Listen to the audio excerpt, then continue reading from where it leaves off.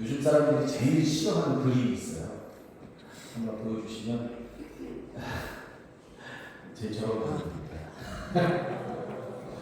인터넷이나 어플을 이렇게 클릭했을 때 요즘 사람들이 이제 기다려주는 시간들을 구글에서 조사를 했습니다. 얼마나 기다려줄까?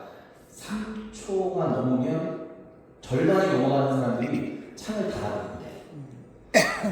컴퓨터가 됐든 어플이 됐든 하여튼 3초가 넘으면 닫아버린다. 다른 연구조사에 따르면 사람들의 그런 기대는 얼마나 됩니까? 기대는. 눌렀을 때 얼마 만에 나오는 게 정상인가? 그게 2초랍니다. 딱 누르면 2초 안에 나와야 되는 거예요. 그러니까 기대치가 2초고 아까 다른 조사지만 이탈하는 게 3초라고 하니까 실제로 기다리는 시간은 1초. 1초였어요. 이게 저희 통계를 이렇게 쓰는 게 맞진 않지만 어쨌든 예를 들어서 저 같은 경우가 유튜브를 딱 눌렀어요. 딱 눌렀는데 2초 안에 나오는 정상이에요.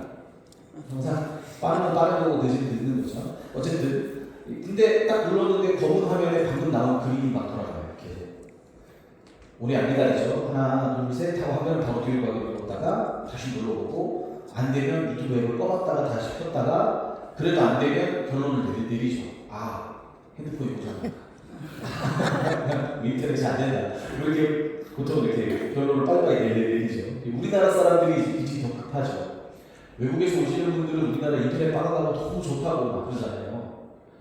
그래서 한국 사람들을 고문하는 방법이 있대요. 한국 사람 되게 괴롭히는 방법이 10가지나 되는데 그 중에 몇 개가 쭉 있는데 하나가 뭐냐면 인터넷 속도를 느리게 하는 거예요.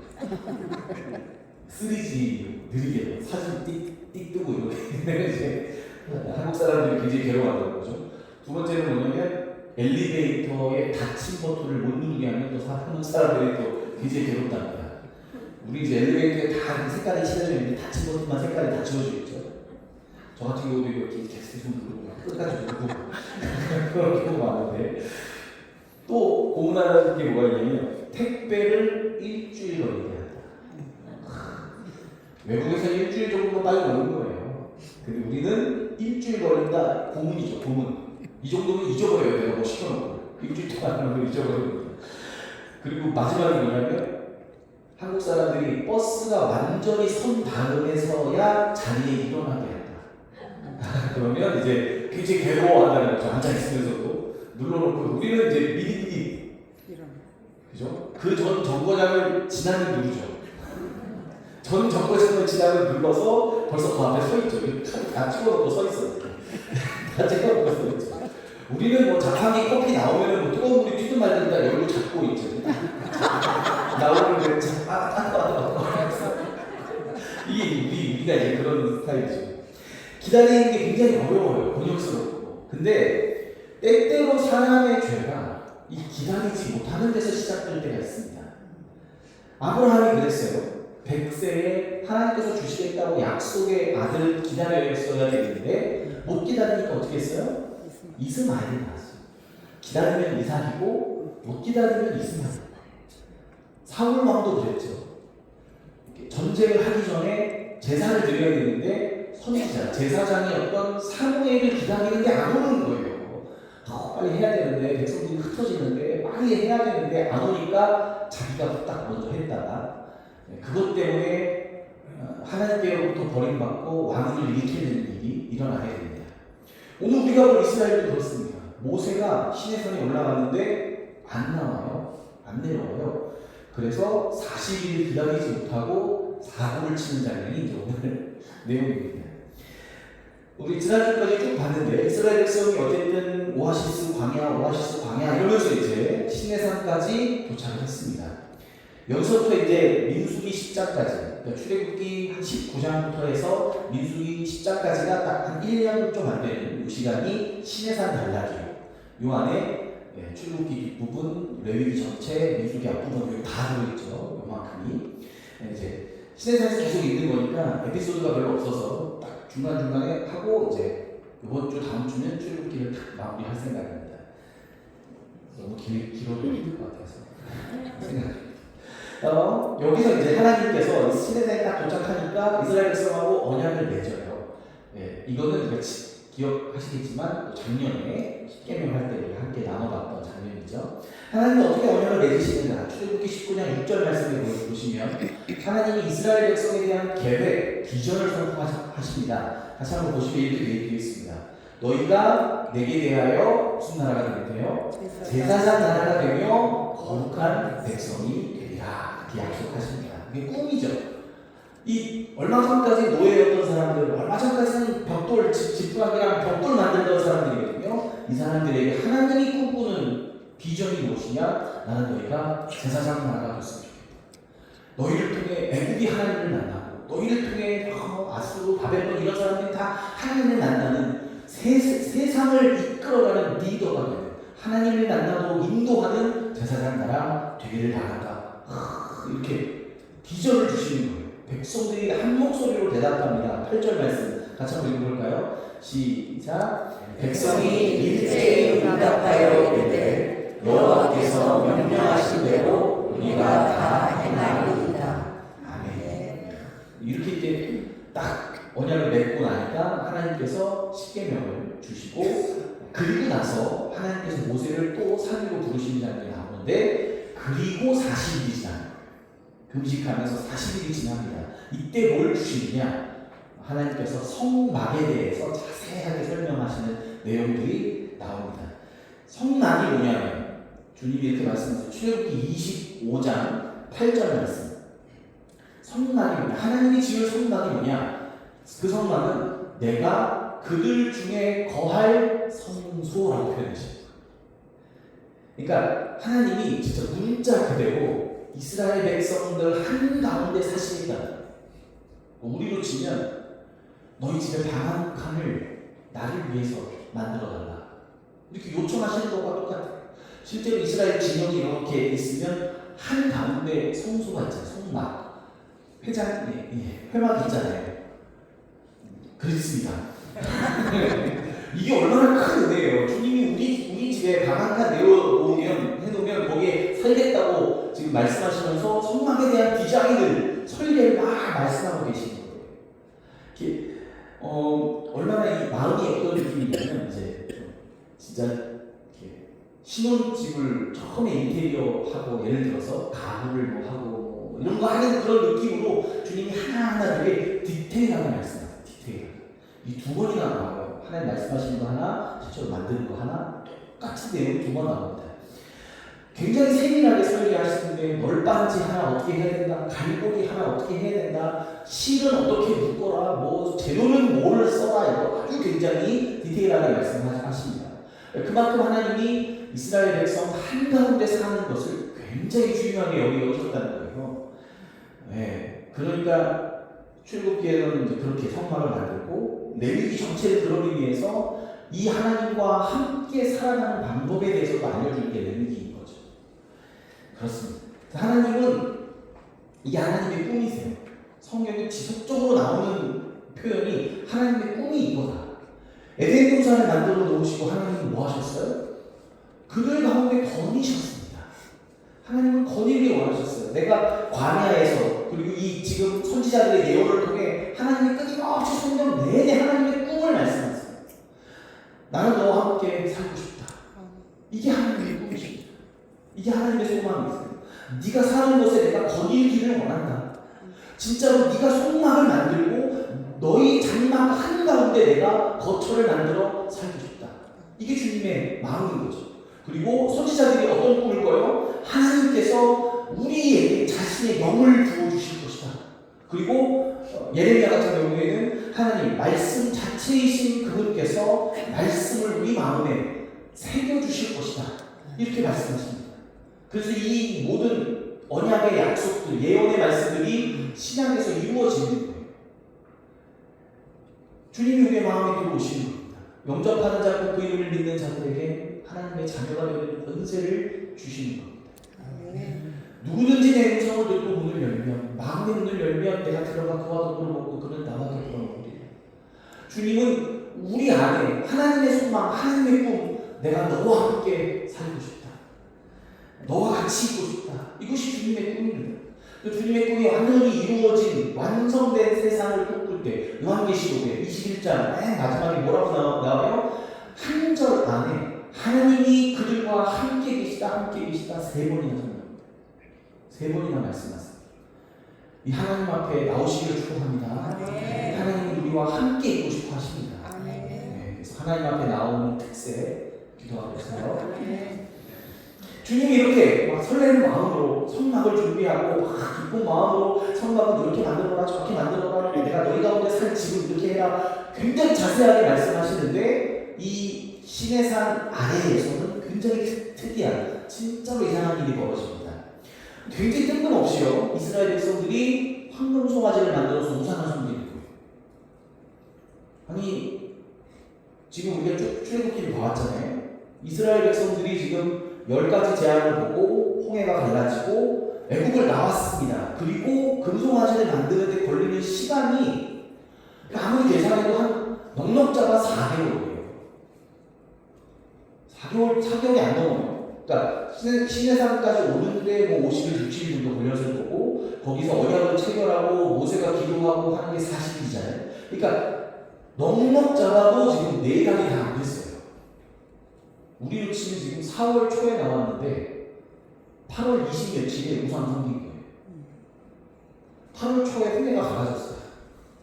근데 여기 그동안 뭐 아무 일도 없었나요? 뭐 그동안 뭐 고생만 했나요? 아니죠. 그동안은 광야 한복판에서 만나 먹었지요. 거기 막 쓴물이 단물이 됐지요. 반석에서 막 물이 막 폭발할 쏟아 나왔지요. 구름기둥 불기둥 오늘도 서 있어요.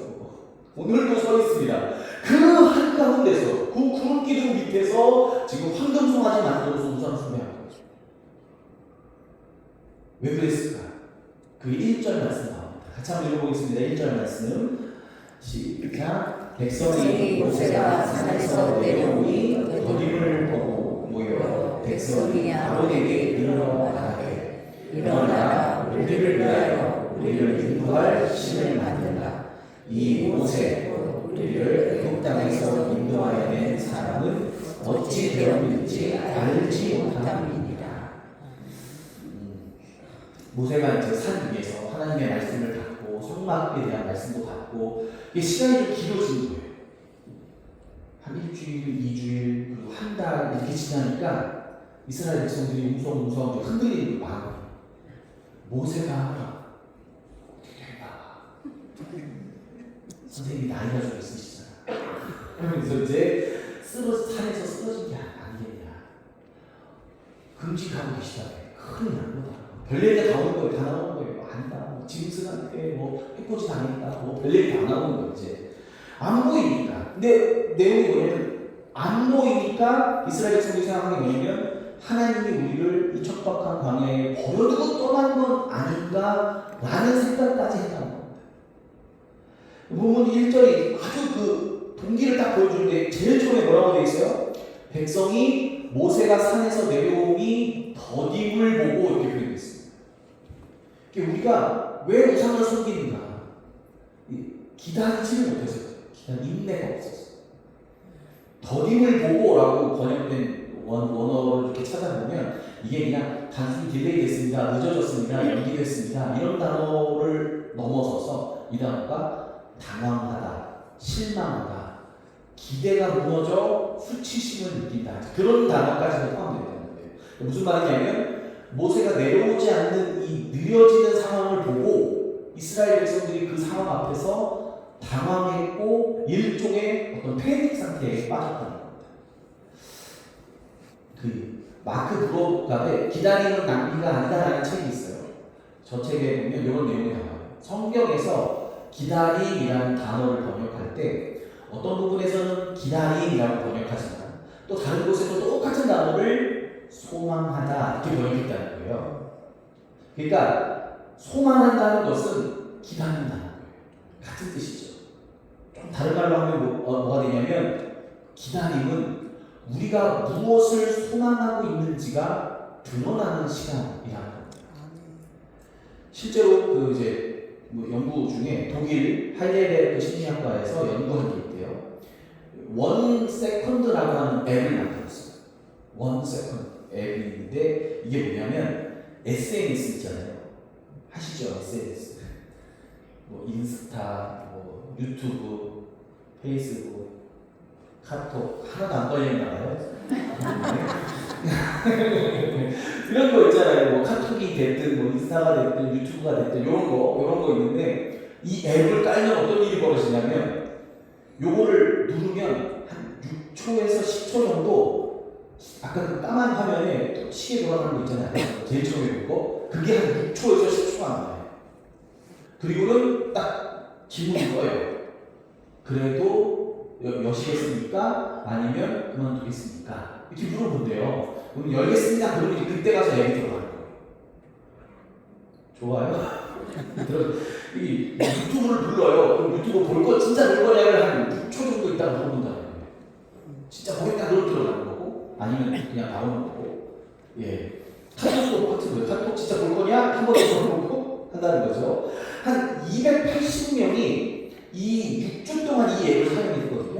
결과가 어떻게 됐냐면 앱을 여는 횟수가 57%가 떨어졌대요. 앱을 안 여는 거예요. 어떤 사람은 앱을 열려다가 한 36%는 대기 화면에서 나가고요.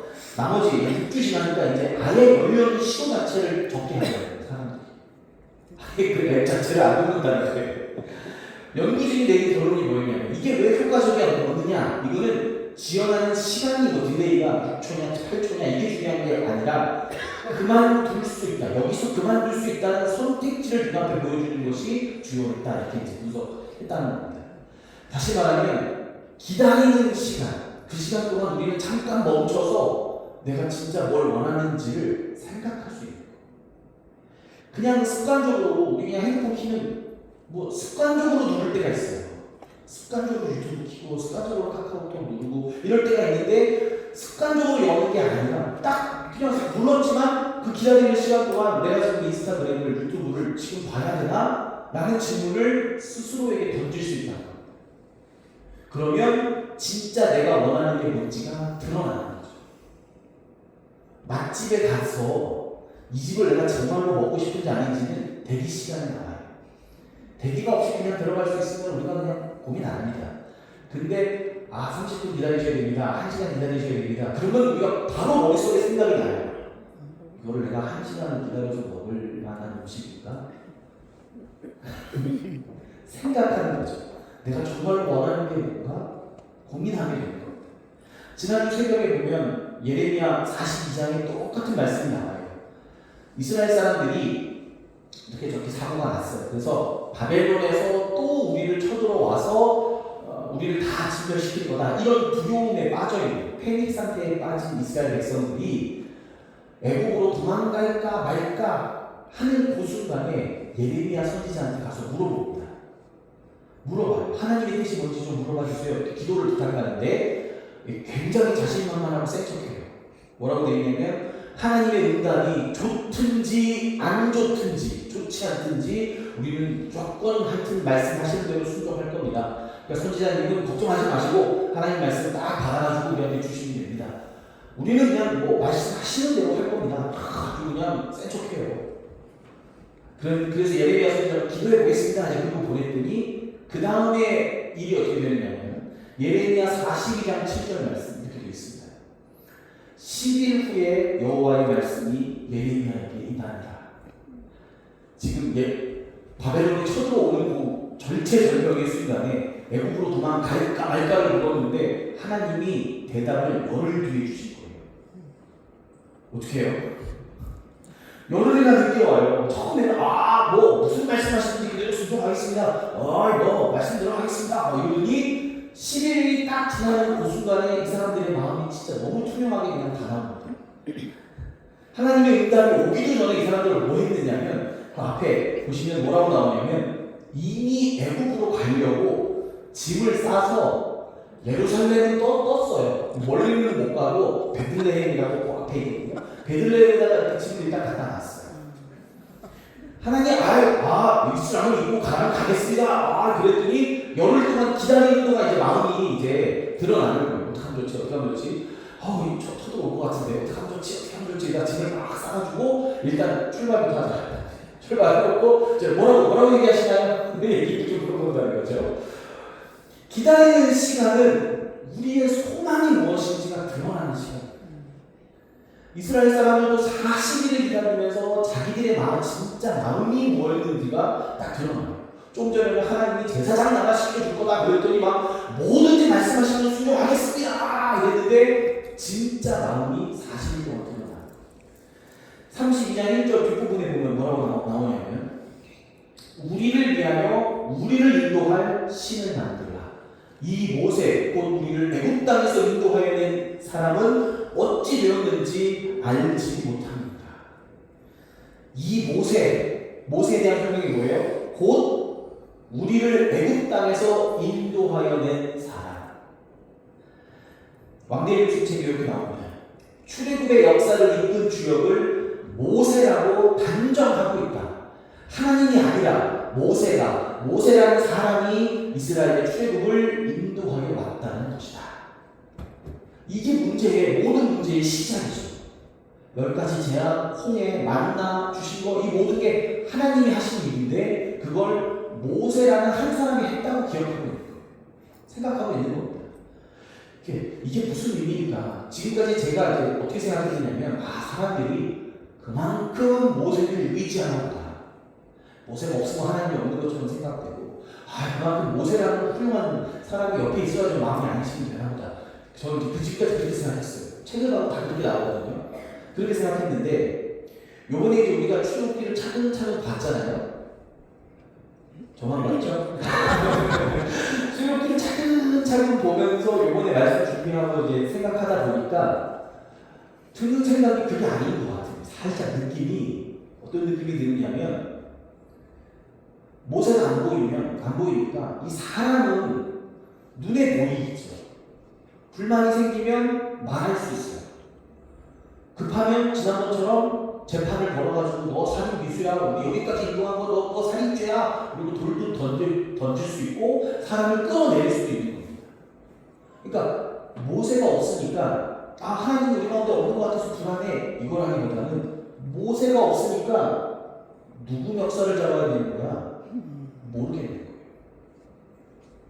그렇게 생각할 이유가 뭐냐면 이 사람들이 뭐라고 말해요? 우리를 위하여 우리를 인도할 신을 만들라. 원어로 보면 순서가 더 노골적이에요. 만들어내라 우리를 위하여 신을. 이렇게 나와요. 그러니까 문제가 뭐예요? 이 사람들이 우상을 섬기겠다 그래서 하나님을 버리겠다는 게 아닙니다. 지금. 오히려 하나님을 계속 섬기고 싶어요. 근데 다만 자기들 방식대로 눈에 보이는 형태로 모세처럼 멱살도 잡을 수 있고 아니면은 흔한 그 이방 우상들처럼 뭐 잘 안 되면 어떻게 해야 돼요? 제사도 막 들여가지고 구슬려가지고 하여튼 좋은 결과를 내놓을 수 있는 통제 가능한 형태로 하나님을 만들고 싶어 했다는 겁니다. 이게 우리 모습 아니겠습니까? 우리가 여기서 우상 숭배 우리 하면 안 됩니다. 그럼 우리는 불상 찾아가가지고 거기 3,000배 하려고 지금 그러는 겁니까?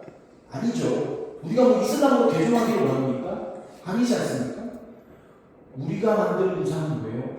우리를 위한 하나님, 통제 가능한 하나님을 원합니다.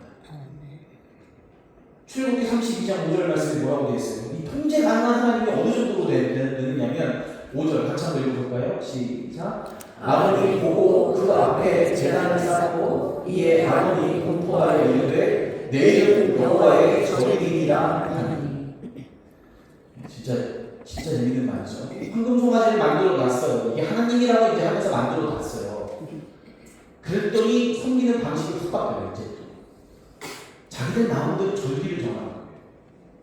성경 어디에 절기를 니네가 기분 좋거든 절기로 정해라.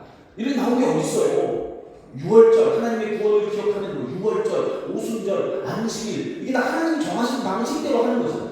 그런데 그거 말고 절기는 만들어 놨으니까 절기도 만들면 된다 이거예요. 야 스케줄 어때? 가봐. 내일 괜찮아? 야 내일 가자. 내일 절기! 이렇게 하는 거예요. 이게 자기 마음대로 하는 거예요. 그러니까 우상 숭배는 왜 하는 거예요? 이거 하려고 하는 거예요. 마음대로 하려고. 자기 마음대로. 우상 숭배가 대부분 이런 식의 방식입니다. 하나님을 안 믿겠다는 게 아니에요. 내 방식대로 믿게 되는 거예요. 아니 절기를 주님이 정하셔야 돼요? 내 스케줄을 좀 맞춰달라 이거예요. 내가 좀 스케줄이 있는데 꼭 교회가 이 말이야. 자, 내 스케줄을 안 받겠다는 게 아니라 내 방식대로 내가 원하는 하나님, 내 기대에 맞는 하나님, 내가 통제할 수 있는 하나님을 만들겠다는 겁니다. 그게 극단적으로 드러난 게 황금송아지 만들고 자기 마음대로 전리 갖다 붙이고 했다는 겁니다. 왕대의 예수님 책에 이렇게 나옵니다. 우리를 위한 하나님을 찾는 것이 잘못이다. 우리를 위한 신앙을 추구하는 것이 잘못이다. 우리를 위한 종교, 우리를 위한 교회를 만들자는 것이 잘못이다. 본문이 제기하는 문제는 분명하다. 우리를 위한 하나님이 아니라 하나님을 위한 우리가 되어야 한다. 아멘. 그리고 얼른 보니까 우리 교회 홈페이지에 이렇게 나와요. 이렇게 비전이라는 게 나오면서 중간에 뭐라고 나오냐면 교회는 교회를 위해 존재하지 않습니다. 교회는 하나님을 위해, 교회는 아직 하나님을 모르는 이웃을 위해 존재해야 합니다. 이 말 거꾸로 하면 무슨 뜻이에요? 교회는 교인을 위해 존재하지 않습니다. 예수님이 자기 자신을 위해 사신 게 아니에요. 예수님이 하나님을 위해, 남을 위해 사셨던 것처럼 사도 바울도 그렇게 살았습니다. 그러니 우리도 하나님을 위해, 남을 위해 사는 교회가 되어야 합니다. 그런데 내 입맛에 맞는 하나님을 섬기겠다고 하는 것은 이스라엘이 황금송아지를 섬기는 것과 다를 바가 없는 겁니다. 그렇게 생각하니까 어떤 마음이 드냐면 예배를 다시 생각하게 돼요. 제가 예배를 준비하면서 항상 하는 기도가 예배 가운데 오시는 분들이 하나님 앞에서 위로를 받고 생명 받고 한 주간을 살아갈 수 있는 능력을 얻는 시간이 되었으면 좋겠어요. 기도하거든요. 근데 다시 생각하게 돼요. 예배를 드리고 설교를 들으면 기분이 좋아지고 위로를 받고 감동이 되면 그게 진짜 좋은 걸까? 때로는 항상 기본적으로 그랬을 수 있겠지만 때로는 예배를 드리고 나면 뭔가 마음이 불편하고 가슴을 치고 회개하며 하나님의 말씀이 꿀처럼 달 때도 있지만 써서 받아들이기 너무 힘들고 마음에 찔림을 받는 게 좋은 건 아닐까? C.S. 루이스의 나니아 연대기라고 하는 동화가 있습니다. 거기가 이제 상징적으로 여러 가지 나오는데 하나님을 상징하는 게 사자, 가스날이라고 하는 사자예요. 보여주시면 저 사자가 이제 저 세계의 왕이자 하나님을 상징해요. 이런 장면이 나와요. 근데 사자가 왕이라고 하니까 인간 세계에서 봤던 저 앞에 있는 소녀 중에 한 명이 제일 어린 소녀가 비버한테 물어봅니다. 아스나는 길들여진 사자인가요? 아스나는 안전한가요? 안전한 사자인가요? 이렇게 물어봐요. 비버가 이렇게 대답합니다. 안전하냐고? 천만에. 그는 전혀 안전하지 않아. 하지만 그는 선한 분이시지. 그분은 온 세상의 왕이시니까. 예수님을 믿는 것이 안전합니까? 아닙니다. 우리가 예수님을 믿고 예수님처럼 살려고 한 걸음만 옮겨보면 지금까지 평온했던 내 삶의 어떤 근간이 흔들리는 경험을 하게 될 것입니다. 그분이 우리의 삶을 이렇게 저렇게 고치고 바꾸고 새롭게 하길 원하시고, 그러나 그 주님을 믿고 따르면 선하신 주님께서 우리의 삶을 책임져 주실 줄로 믿습니다. 우리 32장 2절 말씀에 이렇게 말씀합니다. 아론이 그들에게 이르되 너희의 아내와 자녀의 귀에서 금고리를 빼어 내게로 가져오라 이렇게 말합니다. 신을 만들어내라 그랬더니 이렇게 말해요. 이 사건에서 가장 이해하기 어려운 사람이 누구냐면 아론입니다. 아론이 그냥 지나가는 사람이 아니에요.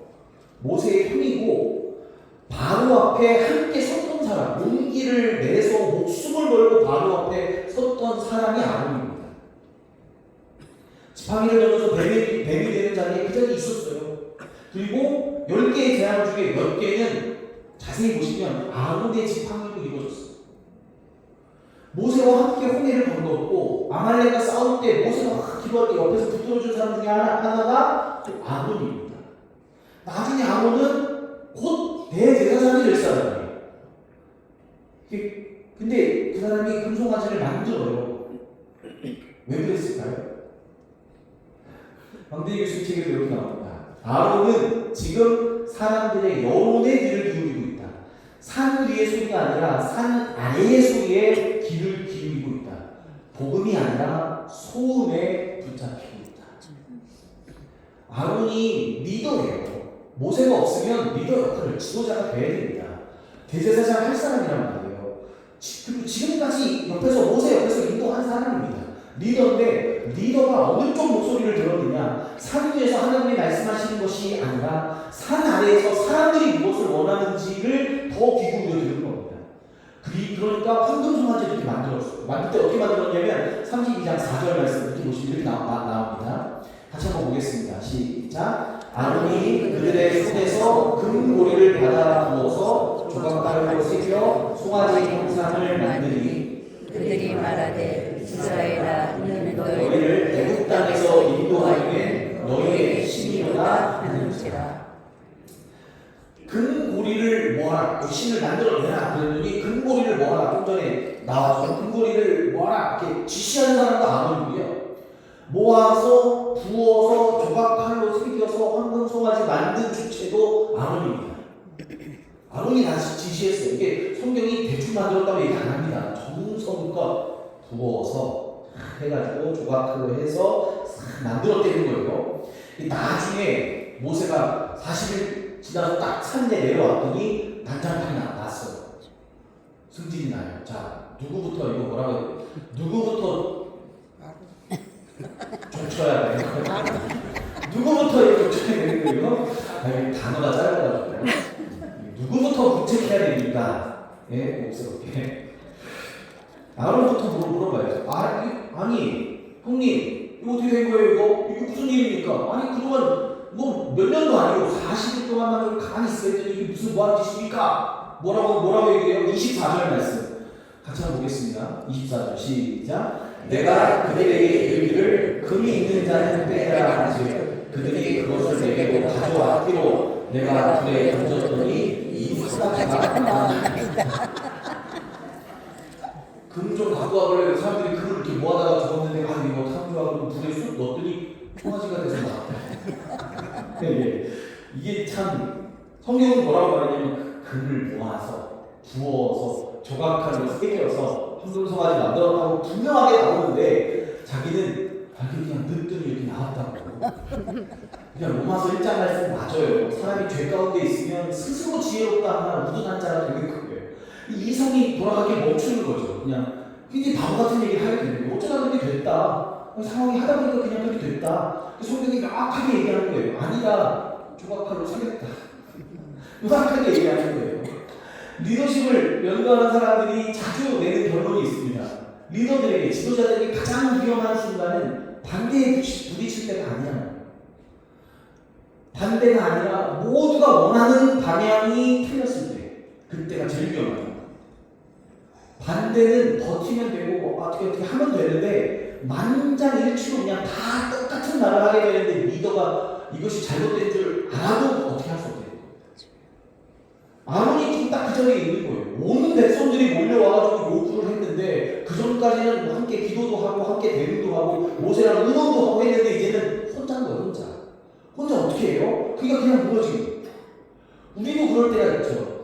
직장에서 그냥 모두 다 그렇게 하니까 나만 또 유별나게 그럴 수 없으니까 그럴 때가 있어요. 휩쓸릴 때가 있습니다. 그런데 성경이 뭐라고 얘기하냐면 그때 우리가 어느 쪽 소리를 듣느냐, 산 위에 하나님의 말씀이냐, 산 아래에 사람들의 음성에 우리가 귀를 기울이냐, 어떤 목소리를 따르느냐가 내가 누구인지를 결정한다.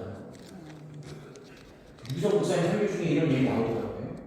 어떤 목사님이 목회를 하면서 교인들이 그냥 지나가면서 뱉는 어떤 비난하는 말들, 또 부정적인 평가들, 뭐 이런저런 소문들, 이거에 상처를 너무 예민하게 받으시는 거예요.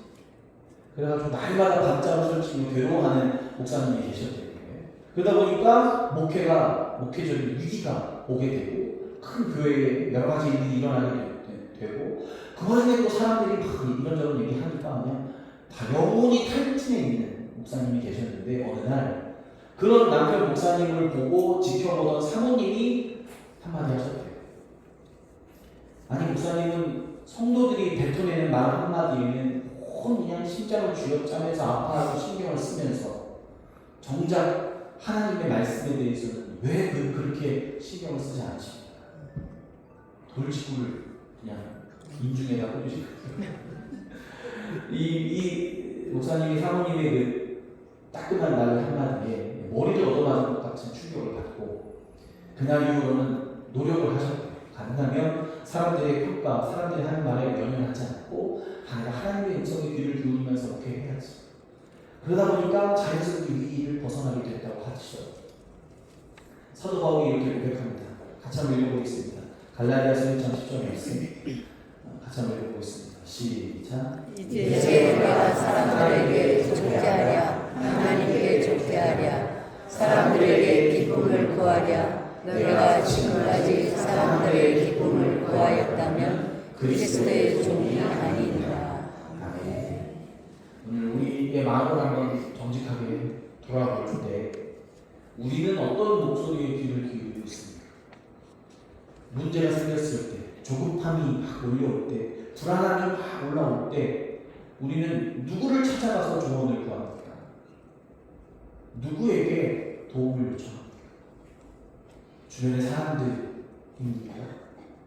아니면 하나님 앞에 기도로 나아가십니까? 다윗은 가족들이 막 끌려가는 그 와중에도 하나님 앞에 기도하며 하나님 제가 올라가리까 물었던 사람입니다. 욥은 아주 고난의 한복판에 서서도 친구들의 위로보다도 하나님의 응답을 구하며 나아갔습니다. 팀켈러 목사님이 뭐라고 말씀하셨냐면 사람의 마음은 우상을 찍어내는, 우상을 만들어내는 공장과 같다. 우리는 연약하여 조금만 기다림이 길어지면 여지없이 하나님을 근성화적으로 만들어내는 존재들입니다. 예수님을 믿는다는 것은 안전하고 편안한 일만이 있는 것이 아닙니다.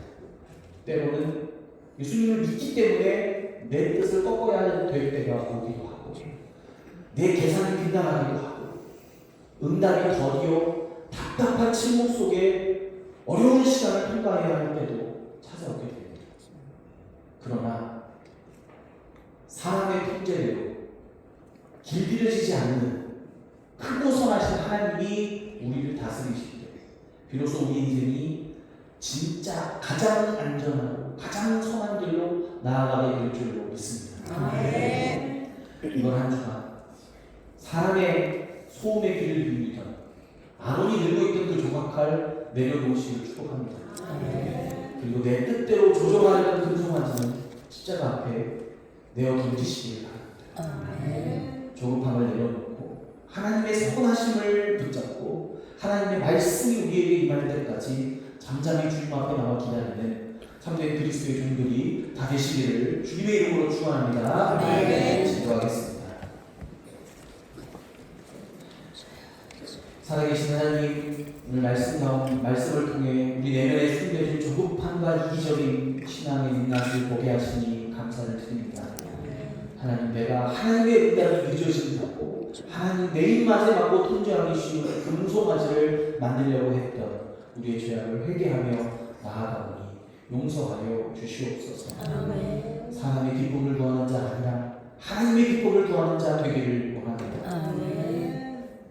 선하신 주님께서 우리 삶의 운전대를 쥐고 우리를 인도하여 주시옵소서. 한 주간 세상 가운데 나아갈 때 내 뜻대로 되지 않는다고 당황하지 않게 하여 주시고 세상의 소음에 흔들리지 않으며 하나님께서 말씀하실 때까지 잠잠히 주님을 기다리는 참된 믿음의 사람 되게 하여 주시옵소서.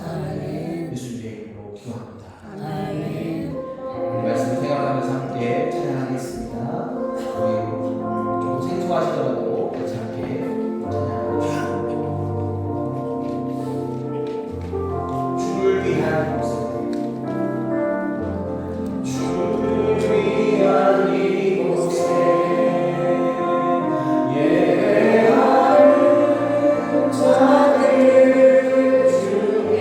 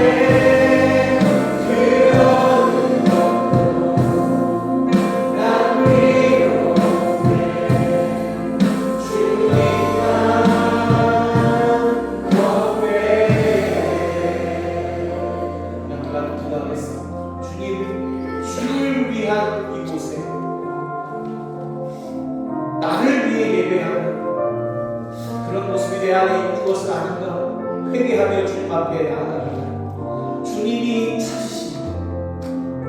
자기만의 황금 송아지를 만들고 하나님을 섬기는 게 아니라 온전한 하나님의 말씀 그대로 온전한 주님의 뜻 그대로 받들기를 원하며 주님 뜻대로 살아가기를 결단하며 나아가는 온전한 예배자 내가 되기를 원합니다.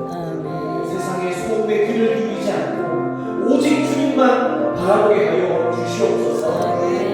내 마음대로 풀리지 않는다고 당황하고 두려울 때 나를 위한 우상을 깎아 만드는 대신에 십자가 앞에 엎드려 선하신 주님 내 삶을 온전하게 인도하여 주시옵소서. 기도하며 주님의 음성에 귀를 기울이기를 원합니다. 주님의 마음 가운데 있는 우상을 제하여 주시옵소서. 이 시간 우리 같이 기도하겠습니다. 아버지 하나님, 이 시간 주님 앞에 나아갑니다. 우리의 삶을 만져 주시옵소서.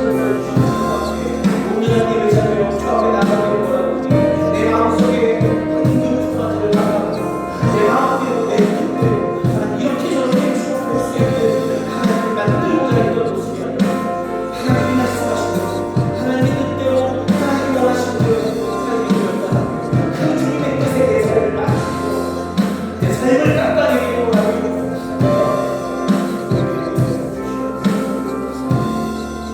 세상의 왕이 되시고 선하신 주님 깨닫게 하시고 탐욕을 쌓게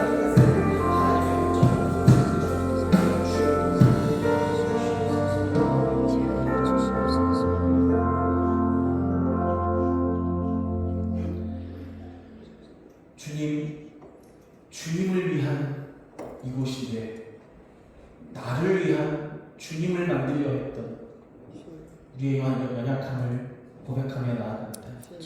회개하며 나아갑니다. 용서하여 주시옵소서. 내 욕심에 하나님을 깎아 만들려고 했던 조각칼을 내려놓고 하나님의 뜻에 나의 삶이 깎여지기를 원합니다. 내 뜻대로 되지 않는 답답한 현실 속에서도 우리를 가장 선하고 안전한 길로 인도하시는 하나님을 온전하게 신뢰하게 하여 주시옵소서. 세상 사람들의 시선과 목소리 앞에서도 두려워하지 않게 하여 주시고 오직 산 위에서 들려오는 하나님 말씀에 순종하여 잠잠히 주님의 때를 기다리는 거룩한 백성들 다 되게 하여 주시옵소서.